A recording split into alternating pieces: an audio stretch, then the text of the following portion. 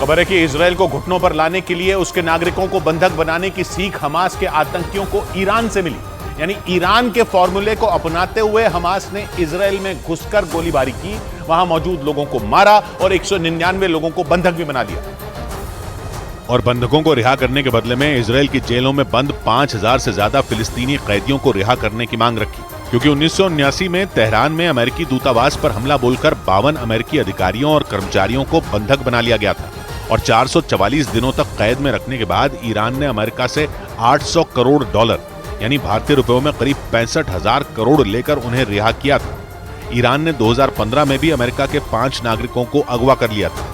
मजबूरी में अमेरिका को इसी साल ईरान के जब्त किए गए 600 करोड़ डॉलर यानी भारतीय रुपयों में करीब 50,000 करोड़ रुपए लौटाने पर समझौता करना पड़ा।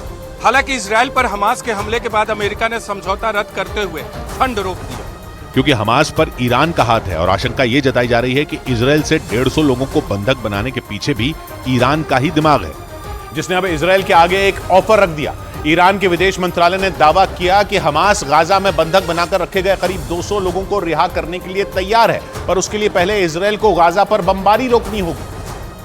मतलब ईरान ने हमास का प्रवक्ता बनकर इजरायल से सौदेबाजी करनी शुरू कर दी। इजरायल को ठिकाने लगाने के लिए ईरान ने हमास को पाला पोसा हुआ। वो हमास को फंडिंग से लेकर हथियार और ट्रेनिंग हर तरह की मदद देता है और ईरान लगातार इजरायल को धमकी देने में लगा है कि वो हमास के आगे घुटने टेक दे। मगर इस बार ईरान के तेवर नरम नजर आए। इस बार उसके विदेश मंत्रालय ने बयान जारी कर कहा कि हमास ने उन्हें बताया कि वो तो इजरायल के बंधकों को छोड़ने के लिए तैयार है, मगर वो ऐसा कर नहीं पा रहा क्योंकि इजरायल गाजा पर हवाई हमले करने में लगा है। मगर हैरानी की बात यह रही कि ईरान के बंधक रिहा करने वाले ऑफर पर हमास की तरफ से कोई प्रतिक्रिया नहीं आई।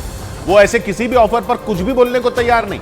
इस वजह से दुनिया का यह शक पुख्ता होता जा रहा है कि इजरायल पर हमास के अटैक के पीछे सीधे सीधे ईरान ही है। यानी जंग का चेहरा हमास का है मगर दिमाग ईरान का है, क्योंकि इजरायल की बर्बादी से फायदा सिर्फ और सिर्फ ईरान को है। इसलिए जब से हमास ने इजरायल पर धावा बोला है तब से ईरान की खुशी का कोई ठिकाना ही नहीं। अमेरिका का अखबार द वॉल स्ट्रीट जर्नल भी पिछले हफ्ते अपनी रिपोर्ट में दावा कर चुका है कि ईरान ने ही हमास के साथ मिलकर इजरायल पर हमले की पूरी प्लानिंग की। 7 अक्टूबर को इजरायल पर धावा बोलने के बाद हमास के लड़ाके इजरायल और वहां मौजूद दूसरे देशों के करीब 200 नागरिकों को बंधक बनाकर अपने साथ गाजा ले गए थे। प्लान ये था कि उन लोगों को आजाद करने के बदले में हमास इजरायल की जेलों में बंद फिलिस्तीनियों को रिहा करवा लेगा। मगर इजरायल के तेवर देखकर लग नहीं रहा कि वो हमास से किसी तरह की डील करने के मूड में है। ऊपर से इजरायल ने यह दावा कर दिया कि उसके पास खुफिया जानकारी है कि हमास ने उसके नागरिकों को गाजा में कहां छिपा कर रखा है। माना जा रहा है कि इस वजह से भी ईरान में खलबली मची है।